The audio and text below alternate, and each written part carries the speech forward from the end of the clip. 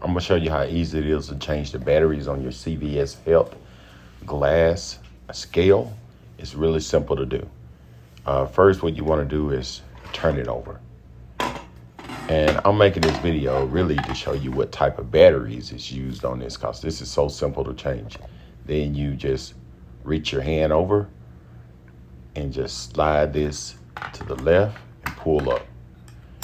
And these are the batteries right here. It takes 3 AAA batteries. That's it, 3 AAA batteries. So you can just go take your old batteries out and put the new ones in. And the spring part goes on the negative. So you put the negative on the spring part. And then what you do is just put your cover back on and it'll click into place.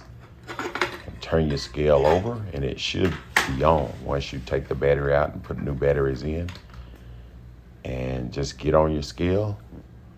And you see I got socks on right here, but they want you to get on it barefooted so it could read your pulse and all that other stuff. And that's how simple it is to change the batteries here on your CVS Health scale. Thank you.